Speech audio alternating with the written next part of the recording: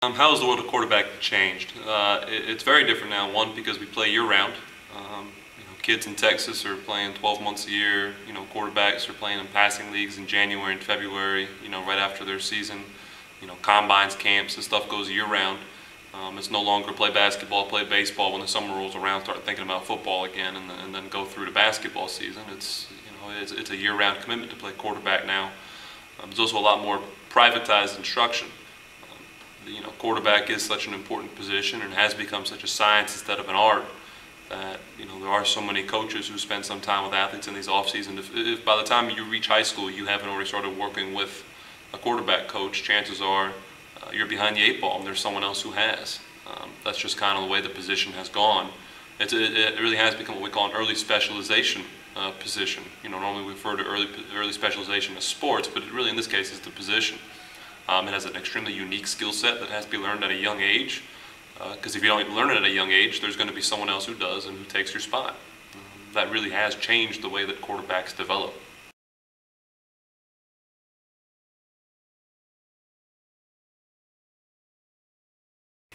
The biggest factor in the advancement of quarterback development has definitely been the science and research. We know so much more about transferring kinetic energy and the biomechanics of the body and how the elbow and shoulder are supposed to function. Why are people having sore elbows, sore shoulders? What role does the scapula and the thoracic spine play in throwing the football? There's been so much research done on those areas that if you're not using that research, you're doing your quarterbacks a disservice.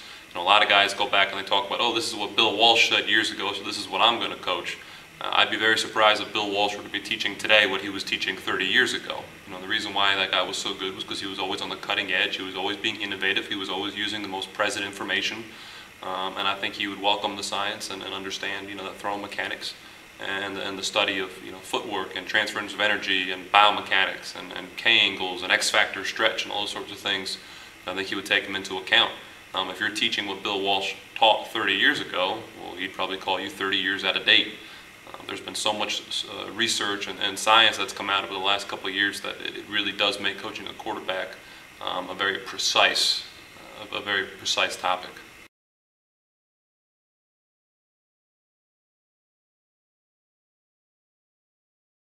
What makes my brand of quarterback coaching unique?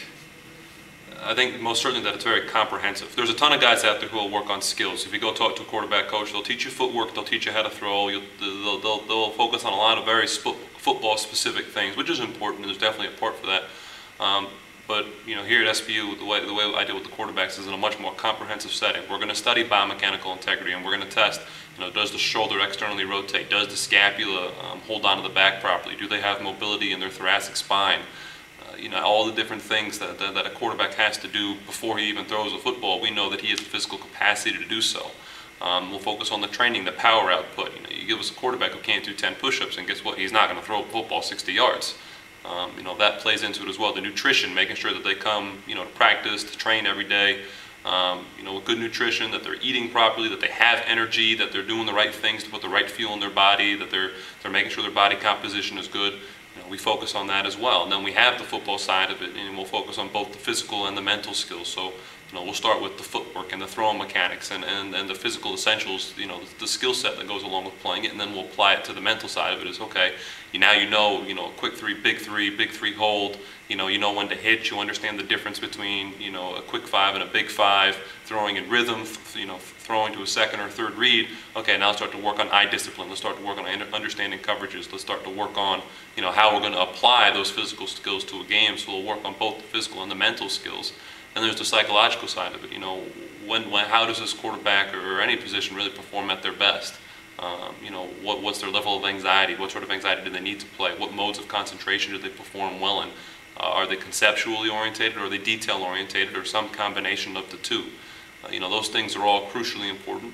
And then here, I make sure that each and every quarterback that I work with, gets the benefit of those services. We don't take quarterbacks who just want to come in and just learn skills, because there's so much more that goes into it. You've got to train them to be strong. You've got to take care of your body from a biomechanical integrity standpoint. You've got to eat right. You've got to know how to manage your day, from a psychological standpoint. And then, of course, you have to learn the physical and the mental skills that go along with playing the position. We make sure that each and every quarterback gets that.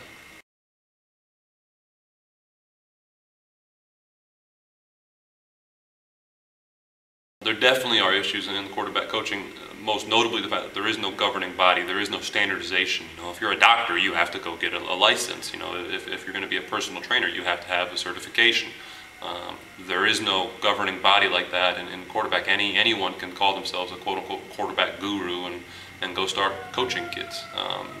There is no license or certification necessary, which means that it does become very dangerous for a kid who's looking to get some serious help, that the person they're working with may not be who they say they are. They may not be able to help in the way that, you know, the young man might need. And that is a little scary. You know, I have had quarterbacks come in before and say, well, my coach told me to do this or told me to do that. And in the end, what they were being taught ended up creating chronic injuries. You know, I have a kid right now who's got some serious AC joint pain because a previous quarterback coach had told him to throw in a way that really was not stable for the shoulder. And that is not uncommon. You know, anyone can be a quote-unquote quarterback coach. When looking for a quarterback coach, make sure you go find someone who's done research, who's thinking objectively, who understands the biomechanics of your body and how you're supposed to move. Those things are all crucially important to quarterback development. And since there is no governing body, the quarterbacks themselves and the parents and whoever is choosing the quarterback coach is going to have to make sure they you know, quiz whatever coach they're going to work with pretty hard before they start working with them. You know, find out, well, what's their long-term development plan, or are they just throwing pieces together and hoping that they fit? You know, do they understand, you know, how the thoracic spine, the scapula, the rotator cuff, the labrum, and the UCL and the elbow all play together, and how to relieve stress on all of them to make sure that you can throw the ball accurately and with velocity, but also do it consistently and in a way that's not going to cause injury.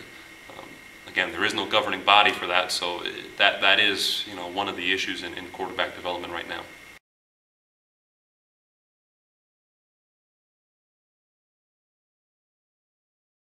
The most important part of my job is definitely developing good young men.